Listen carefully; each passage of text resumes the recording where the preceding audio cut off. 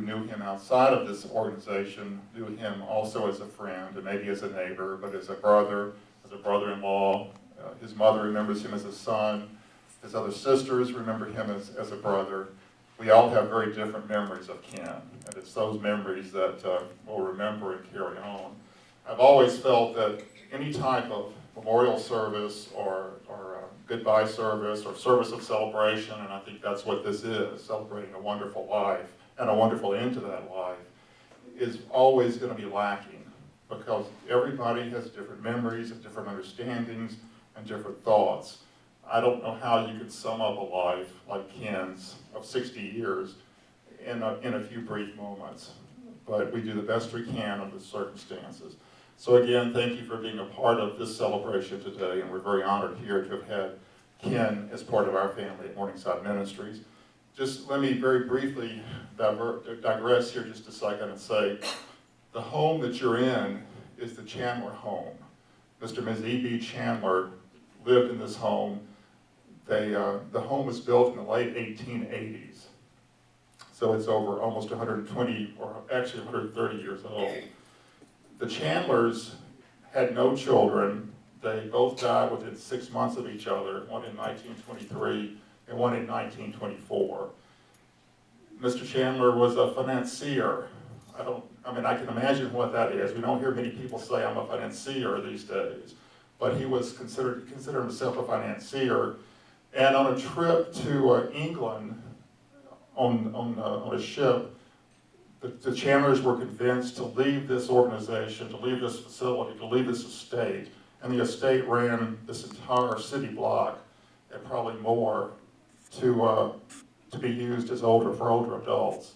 Originally, they had planned to use it for children's care, and someone, we don't know who it was, but we're very grateful, led them to make the decision to have this facility, this home, this campus used as a place to care for older adults. And at one time, there were wings that actually went out in all directions from this house, and it was actually a nursing facility. And then in the 1970s, Morningside Ministries took it over, and it became a part of the organization. The original furniture, much of the original furniture in the pictures are in the parlor area, and you'll have a chance to see that.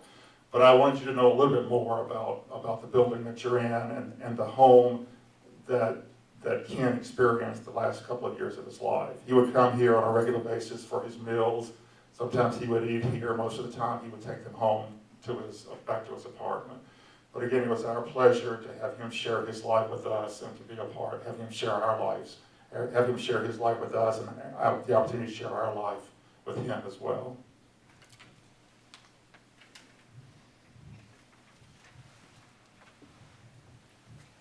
Thank you, Alvin. This is indeed a very special facility. We're very lucky to have it here in San Antonio.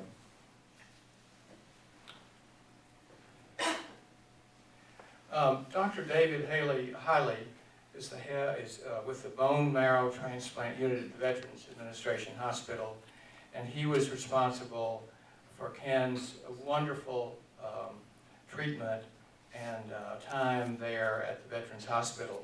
Now I would like to ask him to come not only as a doctor, but as a good friend, to read a poem by William Wordsworth.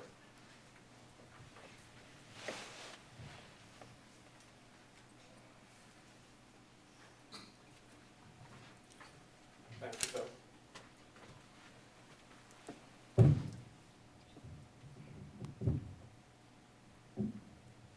thank you to Tom and Pat certainly for having me be part of the celebration. This is a poem by William Wordsworth. I was actually not familiar with it. It was written, I think, in the 1840s or late 1830s.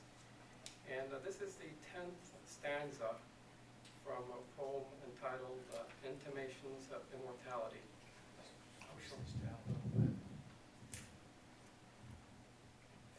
It's the 10th stanza from a poem entitled Intimations of Immortality from Recollections of Early Childhood. What though the radiance, which was once so bright, be now forever taken from my sight?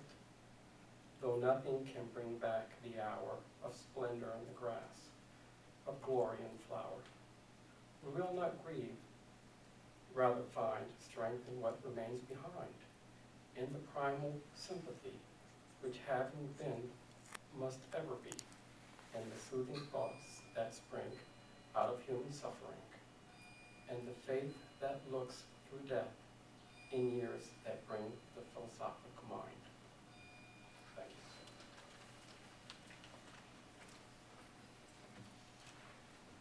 Thank you, David.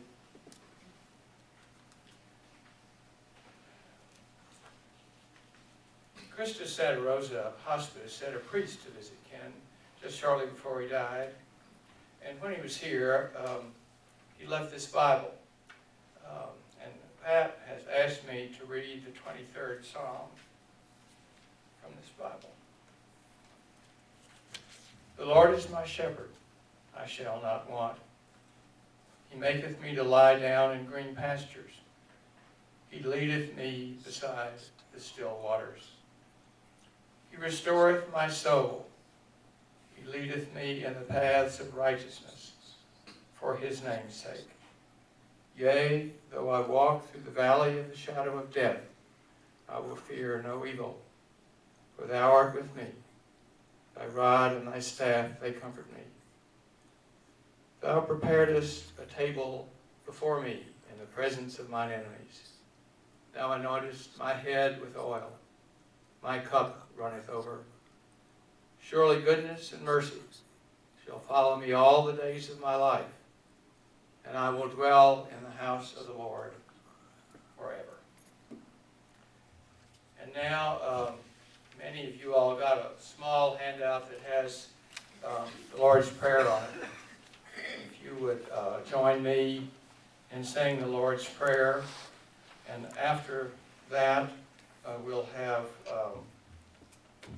Lynn and Bill sing Fly Away, and following that, we'll adjourn to a reception out here toward the lobby. Thank you. Our Father, who art in heaven, hallowed be thy name. Thy kingdom come, thy will be done, on earth as it is in heaven. Give us this day our daily bread, and forgive us our trespasses, as we forgive those who trespass against us. And lead us not into temptation, but deliver us from evil. Amen.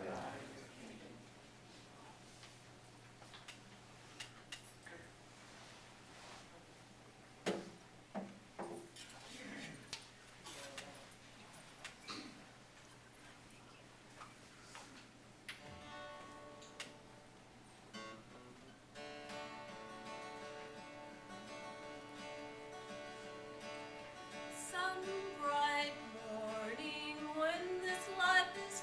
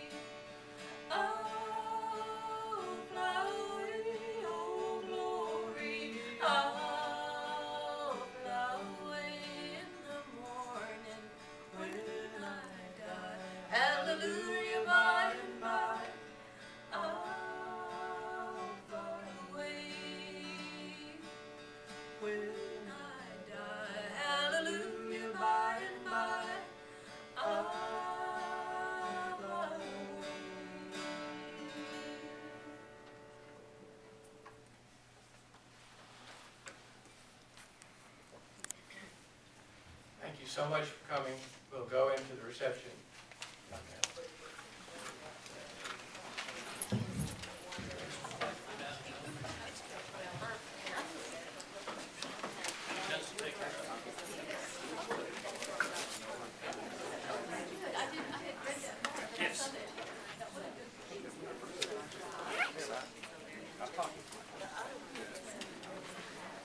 No, it's, yeah, the other one, yeah. Yeah, I'll take care of it.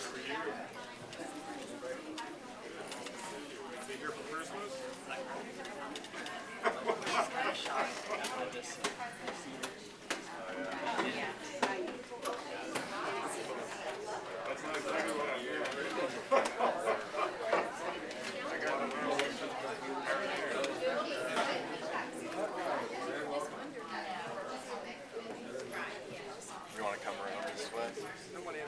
That's all right. It's just for Pat.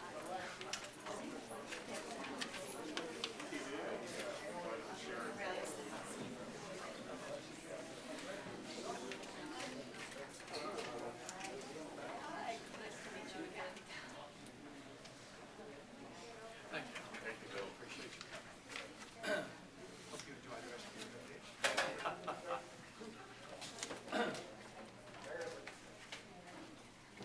Thank you.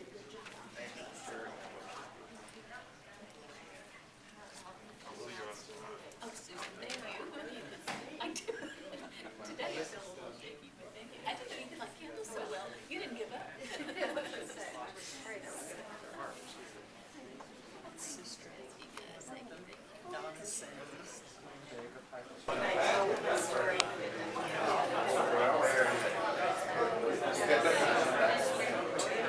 Well, Bill did a good job. He did.